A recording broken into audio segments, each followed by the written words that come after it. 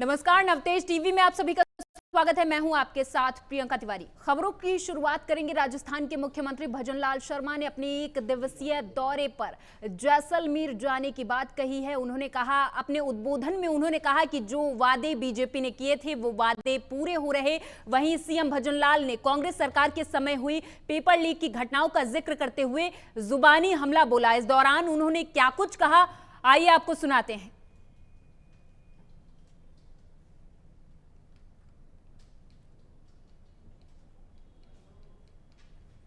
सरकार आपके बीच में गई। हमने जो वादे किए हैं, हम एक एक वादे को हम आपके बीच में पूरा करेंगे। हमने ये भी कहा था कि हमारे युवाओं के साथ जिस तरह का धोखा किया है और पेपर लीक की जिस तरह से कांग्रेस के समय में कहानी हुई थी, आप देख रहे हैं आए दिन कोई ना कोई पेपर लीक वाला पकड़ा जा रहा है। और आपने देखा है कि जिस तरह से पुलिस में भर्ती जो पेपर लीक करके हुए थे, उनका हश्र आपने देखा है। हमने आपसे वादा किया था कि हम इनको छोड़ने वाले नहीं है। आज भी हम आपके बीच में कह रहे हैं और ये करके भी हम बताएंगे, ये ऐसे लोग जिन्होंने युवाओं के हक को मारा है, युवाओं के सपने को चूर चूर किया है, हम कभी उनको छोड़ने वाले नहीं है।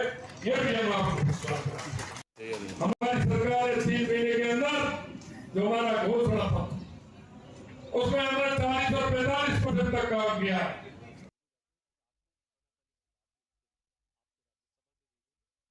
खबरों की ओर बढ़ेंगे। बहराइच से खबर है। दरअसल पिछले दिनों मतदान केंद्र कंचर के निरीक्षण के दौरान जिलाधिकारी मोनिका रानी ने कई सारी खामियां पाई, जिसे देखते हुए उन्होंने सख्त निर्देश दिए कि जल्द से जल्द इन सभी खामियों को ठीक किया जाए। दरअसल वृद्ध महिलाओं ने वृद्धावस्था पेंशन रुक जाने के संबंध में शिकायत की थी। वहीं दूसरी तरफ बहराइच के कार्यालय के औचक निरीक्षण के दौरान अभिलेखों के रखरखाव और कार्यालय परिसर की साफ सफाई दुरुस्त नहीं मिली, जिसे देखते हुए जिलाधिकारी ने अधिकारियों को आवश्यक दिशा निर्देश दिए हैं।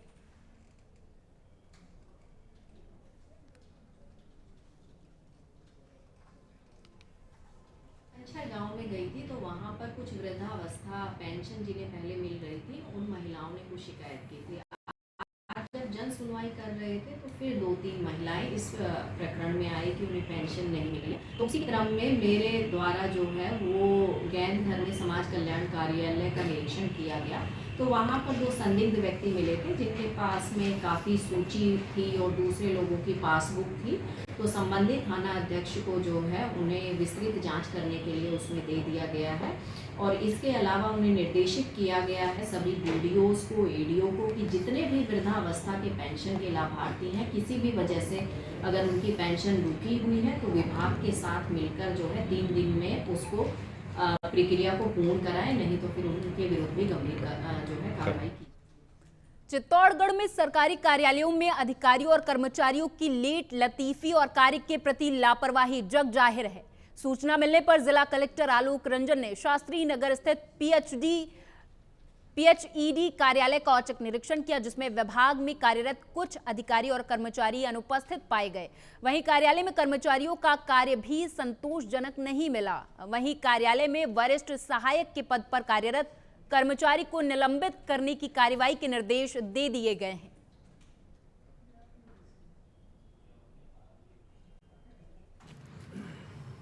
आज SC ऑफिस PHED का निरीक्षण किया गया था और क्योंकि गर्मियां भी आ रही हैं और लगातार पानी को लेकर के यदि कोई शिकायतें आती हैं तो कार्यालय में ये देखा गया कि जो एक राज्य सरकार की प्राथमिकता है जिसमें कि अपने अंदर किसी भी तरह का कागज़ पत्र फाइल जो है उसको ई-फाइल से संचालित करें, वो मुझे लगता है अभी इनको काफ़ी उसमें सुधार करना है। उसके लिए निर्देश दिए गए हैं। कुछ अधिकारियों के स्तर पे जहाँ पर पत्रावलियाँ अभी भी ऑफलाइन चल रही हैं उसको अब उनको सब ऑनलाइन कर देना चाहिए, जिससे कि वो एक तो समय रहते हो और दूसरा उसका रिकॉर्ड कीपिंग आसान होता है। ऑफिस की सामान्य व्यवस्थाएँ जो होती हैं जिनमें कर्मचारी, क्योंकि ये वो ऑफिस है जिनमें सीधे पब्लिक आती है और कई बार समस्याएं यहाँ समाधान नहीं होता तो वो कलेक्ट्रेट में भी आते हैं। ऐसे में कुछ कर्मचारी चाहे वो वेशभूषा से लेकर के समय पे आने तक हो या ऑफिस में सामान्य साफ सफाई हो, उसमें मुझे लगता है एससी साहब को बोला गया है कि वो इन चीज़ों में सुधार करें, चाहे समय से आने वाली बात हो या फिर ड्रेस एक सामान्य फॉर्मल यूनिफॉर्म है उसमें ही मेरे को लगता है कार्यालय में आने का होना चाहिए। इससे पता रहता है ये कर्मचारी और जिम्मेदारी से काम कर रहे हैं। अलवर शहर की एनईबी थाना पुलिस ने अवैध रूप से शराब बेचने के मामले में कार्रवाई करते हुए एक आरोपी को गिरफ्तार कर लिया है, जिसकी जब तलाशी ली गई तो उसके पास से पुलिस को 54 पौवे मिले, जिसके बाद जब आरोपी से लाइसेंस के विषय में पूछा गया तो उसने कोई संतोषजनक उत्तर नहीं दिया, जिससे पुलिस को उस पर शक हुआ। हालांकि पुलिस ने आरोपी को गिरफ्तार कर उसे न्यायालय के सामने पेश करने की तैयारी पूरी कर ली है।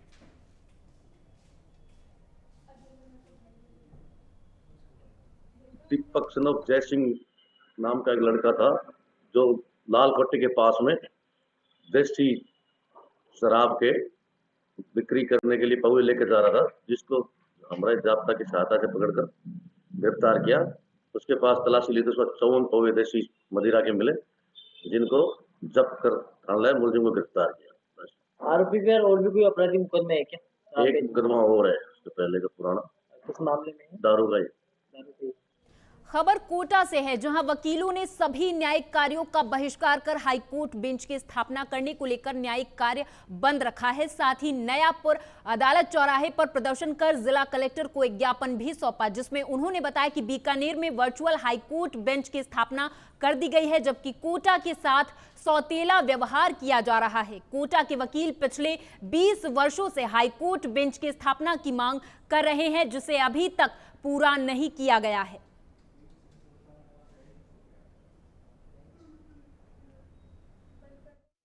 विधानसभा चुनाव से पहले भारत के कानून मंत्री अर्जुन राम जी मेघवाल ने ये वादा किया था कि अगर हाई कोर्ट की वर्चुअल बेंच की स्थापना होगी, शुरुआत होगी, तो एक साथ तीनों जगह होगी, कोटा में, उदयपुर में और बीकानेर में। अभी 5-7 दिन पहले बीकानेर में चीफ जस्टिस ऑफ इंडिया है और उन्होंने अचानक से घोषणा कर दी कि वर्चुअल बेंच की शुरुआत बीकानेर में होगी। तो ये एक तरह से जो भारत के कानून मंत्री हैं उनकी वादा खिलाफी है।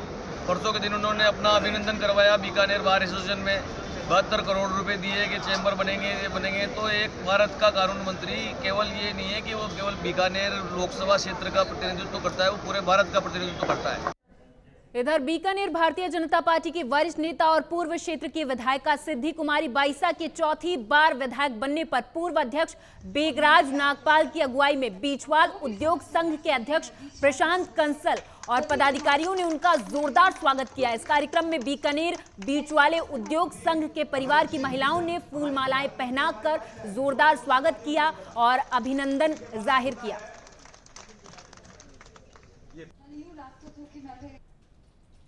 पूर्व अध्यक्ष बीचवाले उद्योग संघ बीकानेर, आज हमने बाइसा के सम्मान में चौथी बार विजय हासिल करने के उपलक्ष्य में इंडस्ट्रियल एसोसिएशन और पूर्व क्षेत्र के मतदाताओं द्वारा उनका सम्मान रखा गया। परिवार से हमारे यहाँ गैर राजनीतिक प्रोग्राम था जिसमें हमने मोदी जी को भी याद किया और वे इन बाइसा ने हमारे यहाँ ये हॉस्पिटल राजस्थान में जो बीकानेर को उपलब्धि पिछले पीरियड में बाइसा ने दिलवाई थी, वो शायद राजस्थान में आज भी किसी भी इंडस्ट्री एरिया में वो नहीं है, बाइसा ने दिलवाई है। हमारी समस्या जब भी हम बाइसा के पास गए हैं, हमारी एमएलए ने बिल्कुल तय दिल से उनका हाथों हाथ उनका समाधान। क्या मकसद रहा है इस कार्यक्रम का? इस कार्यक्रम का कि बाइसा हमारे बीच में, हमारे तो सिद्धि कुमारी जी हमारे बीच में आवे, ताकि हमें लगे कि हम एमएलए ये नहीं एमएलए, हम एमएलए हैं और हमें ये एहसास हो रहा है बाइसा के साथ हमारी महिलाएं, हमारे सारे लेडीज जेंट्स इतना जुड़े हुए हैं। कार्यकर्ता भी हम सब हैं, जितने भी वोटर हैं हम सब कार्यकर्ता हैं बाइसा के, हमारे बीजेपी के जितने भी सिद्धि कुमारी के मेरे साथ। देसूरी से खबर है। दरअसल देसूरी पुलिस के हाथ एक बड़ी सफलता लगी है। बताते चले कि पुलिस ने नाकाबंदी कर एक अवैध बंदूक, 52 छर्रे और 7 टोपियों के साथ एक व्यक्ति को गिरफ्तार किया है, जिससे अभी पूछताछ जारी है।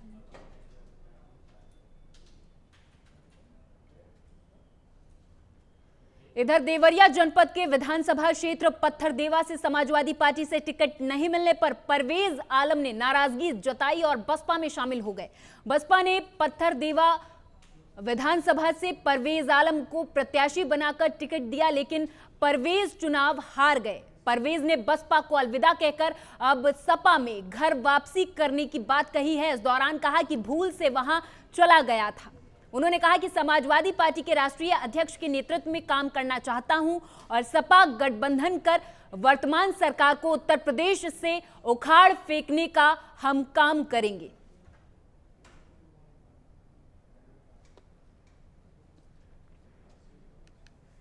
देखिए, समाजवादी पार्टी मैंने ज्वाइन की है, आप सब जानते हैं। समाजवादी पार्टी ज्वाइन करने के पीछे का कारण यह था कि केवल एक समाजवादी पार्टी जो भारतीय जनता पार्टी से, और भारतीय जनता पार्टी के राज में सबसे ज्यादा अगर किसी का नुकसान हुआ तो पिछड़े दलितों और अल्पसंख्यक समाज के लोगों का हो रहा है।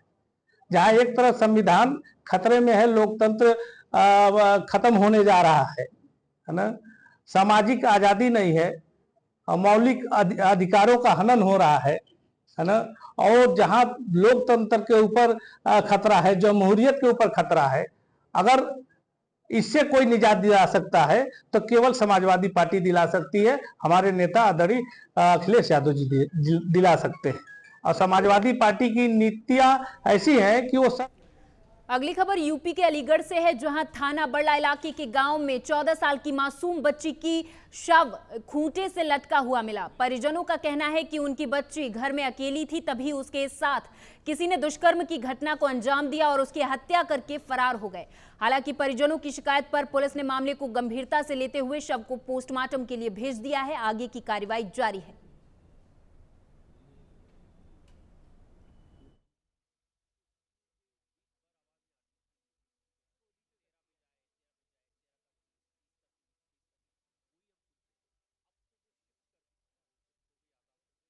मैं क्षेत्राधिकारी बरला अवगत कराना चाहती हूं कि दिनांक 13/3/24 को थाना बरला क्षेत्र अंतर्गत गाजीपुर गांव में एक 14 वर्षीय बच्ची के द्वारा सुसाइड की सूचना प्राप्त हुई। सूचना प्राप्त होते ही थाना पुलिस, एफएसएल टीम और मेरे द्वारा मौके का निरीक्षण किया गया। शव का पंचायतनामा भर के पीएम के लिए भेज दिया गया है। तहरीर प्राप्त होने पर अग्रिम विधिक कार्रवाई की जाएगी। मौके पर शांति व्यवस्था। सुमेरपुर में दूसरी बार बीजेपी के बोर्ड बनते ही पहली बैठक में पालिका अध्यक्ष ललित रांकावत ने सभी पार्षदों के सामने तालाब सौंदर्यीकरण को लेकर टीवी स्क्रीन लगातार तालाब के बारे में जानकारी दी। करीबन 3 साल के बाद बीजेपी के बोर्ड का सपना साकार हुआ। उन्होंने कहा कि तालाब सौंदर्यीकरण का शिलान्यास होने जा रहा है। सुमेरपुर विधायक और कैबिनेट मंत्री जोराराम कुमावत के हाथों से शिलान्यास किया जाएगा। शिलान्यास कार्यक्रम में पालिका अध्यक्ष ललित रांकावत, उपाध्यक्ष मनोज नामा, प्रतिपक्ष नेता अनुराज मेवाड़ा समेत सभी पार्षद शिलान्यास कार्यक्रम में भाग लेंगे।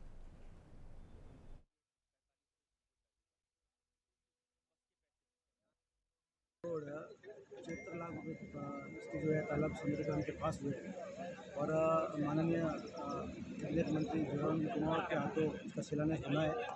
और बहुत खुशी की बात है कि हमारे बोर्ड की पहले बैठक की पहला सपना जो है आज जो है पूरा होने। खबर यूपी के सहारनपुर से है, जहां सफाई कर्मचारी संघ से जुड़े पदाधिकारी और सदस्यों ने आउटसोर्सिंग कर्मचारियों के विभिन्न समस्याओं से संबंधित ज्ञापन एक जिलाधिकारी को एक ज्ञापन सौंपा है। कर्मचारियों का कहना है कि वे शेख हिंद मौलाना मेडिकल कॉलेज में पिछले 10 सालों से सफाई कर्मचारी के पद पर काम कर रहे हैं और कोरोना काल में करोड़ों कोरोना वॉरियर्स ने अपनी जान पर खेल कर लोगों की सेवा की है, लेकिन फिर भी सरकार ने हमारे बारे में कुछ नहीं सोचा और पिछले लंबे समय से समान काम और समान वेतन की हम मांग कर रहे हैं, लेकिन अभी तक वो पूरी नहीं की गई है, जिसके चलते हम आज ज्ञापन देने आए हैं। मेरा नाम दीपक चौहान है। मैं मेडिकल कॉलेज सहारनपुर में कार्यरत हूँ।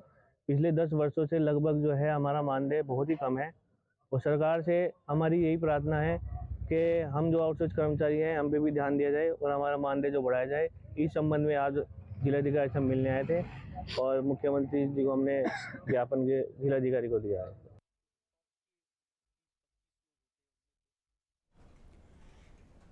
इधर झालावाड़ के झालरा पाटन के माधोपुर बाईपास पर सवारी जीप को तेज रफ्तार कार ने टक्कर मार दी। हादसे में जीप में सवार मां बेटे की मौत हो गई है तो वहीं कुछ अन्य यात्री भी घायल हो गए हैं। हालांकि पुलिस ने शव जिला अस्पताल की मोर्चरी में रखवा दिया है। वहीं आरोपी कार चालक की तलाश लगातार जारी है।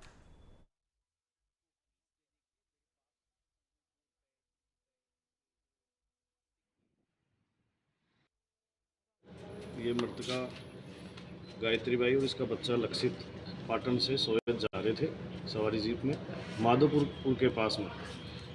तो एक सामने से कोई कार आई, कार ने जीप के टक्कर मारी। कार पलटने से दोनों माँ बेटी की मृत्यु हुई।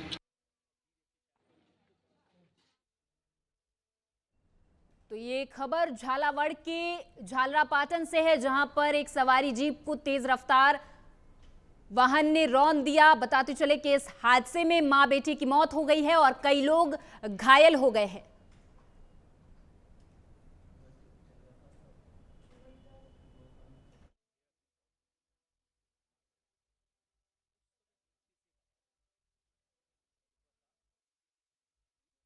और इसी के साथ इस बुलेटिन में मेरे साथ बस इतना ही। आप देखते रहें नवतेज टीवी। नमस्कार।